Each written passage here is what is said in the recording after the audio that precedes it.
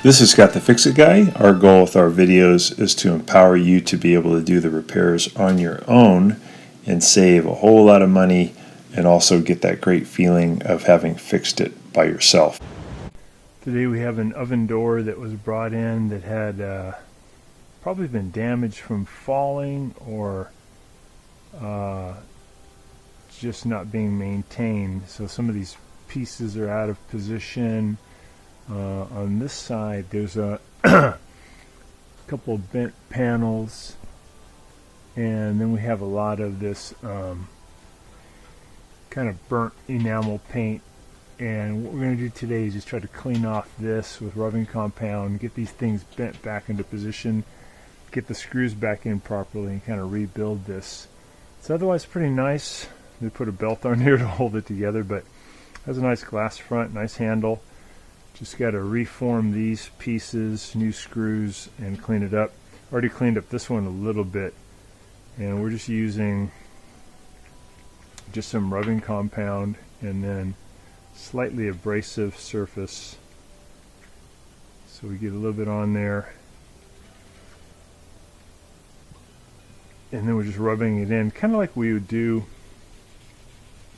if you had a paint imperfection on your car. You could rub out the scratch, and basically it blends in some of the healthier paint or the non-affected paint. This is pretty strong porcelain paint, so it can take a strong abrasive rubbing compound. This is heavy duty cleaner, and I'm putting it on with an abrasive sponge, and then you can just polish it off. So I'll do that first. I'll get these all polished up, and then we'll go into the bending the metal properly and then putting in the screws to get it all attached. But that's shining up a little bit better. It's getting rid of that kind of burn look, and we'll take a look at this here in a few minutes, show you how it looks.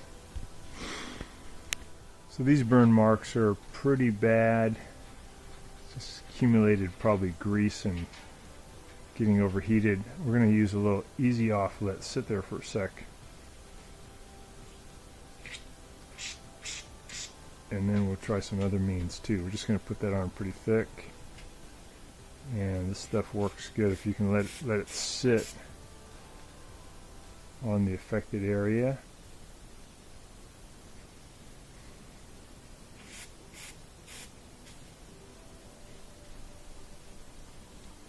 So this is on a wall oven, so it was pretty hard for them to just buy another oven to replace this one that was damaged. So we're just going to try to rebuild this door. Shouldn't be too hard. I'm going to clean it up first. Let this easy off sit for a little bit. You got a small wire brush to get rid of some of that.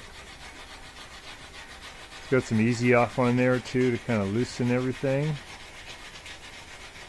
And then I think I'll finish it with some rubbing compound. Looks like it's coming off.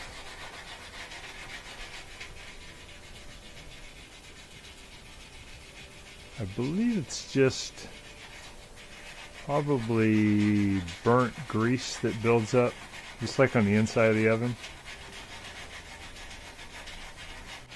Definitely an improvement. So definitely better. Now we're going to go to an abrasive sponge, and we're going to use some rubbing compound. So we get some on the sponge, and I'm just going to rub it in there, and it kind of blends the paint with the affected paint and can get it also cleaned up pretty good. Like if this is any just baked on stuff, it's more likely this is going to get it off. Getting better. We're going to put some rubbing compound on the wire brush to get into some of this more intense stuff here. Just rubbing off the rubbing compound now, and it's almost back to pure white. Now comes the time where we get to reform the metal. So I'm just taking out the old screws that were holding it in. There were actually only like 2 screws that were holding it in. The other ones had fallen out. And I think that was probably part of the problem too. So we're getting out the old Phillips head screws. And now I have a crescent wrench, and I just open up the crescent wrench a little bit so it's about the width of the metal. And I'm going to use that to gently bend the metal back into its original position. So this works really well because the crescent wrench really grabs the metal securely, but it doesn't scar it up. Vice grips would probably like scar up the enamel paint. It's pretty gentle. And I just do a little bit of bending, minimal amount as possible, and I'm just trying to get it all straight again. So just take your time here. If the metal's rusty, be careful not to bend it too far because the metal can have metal fatigue and break. So I'm just giving it a little bit of push in the directions I need to go to get it straight. And this worked really well. It ended up getting it where it looked basically like back to new again. I'd already polished it up, the paint. I'm getting it straight. The inner part, the inner lining, was also pretty bent, so I'm going to do some bending of that too, using in this case vice grips, because this part does not show.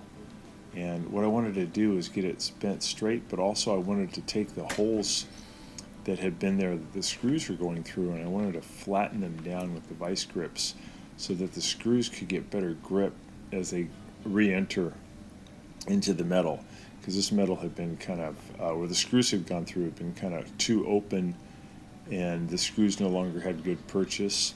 So by squishing it flat again, when the threads of the screws go in, they're able to grab better. So as part of the problem is those screws had slipped out over time. So just going to squeeze down really tight with the vice grips. And I also did a little bit of bending to get the metal straight. So the crescent wrench would work here too, but it wouldn't get the metal flat to allow the screws to really hold in. So I'm just taking the Phillips head screws and putting them back in. There's 2 on the top and there's 2 on the bottom. What I also did though is I added in a couple of extra screws on the side that were not there originally. I used a drill to drill through the white panel and then right into the gray panel behind it. And then I put in a couple of Phillips head screws to give it a little bit of extra support, because I think originally the design was such that they just slipped out over time. So these are the best kind of what are called pan head screws, where the head of the screw is kind of flat and wide, and that gives a little bit better support. And the threads are very aggressive. They're not machine threads. Their threads are further apart, and the tip is sharp, so it's able to get in and really penetrate and hold tightly. So they couldn't, this is such an old oven, they couldn't find the parts to really replace the ones that were beat up. So this sometimes necessitates just kind of rebuilding the oven door. And it's really not that hard. Easy to take apart, easy to bend the pieces back. The only thing I wish is that I was able to get rid of some of the burnt marks by using the rubbing compound. I think if I had given it maybe another 20 to 30 minutes with the rubbing compound, I could have got all of the burn marks out, but definitely is better. The customer was really happy to get their door back intact and cleaner than it had been. So I hope this helps you too, and you get your door looking closer to normal. Thanks so much for watching, and please subscribe when you get a chance so we can send you more repair videos. Thanks a lot.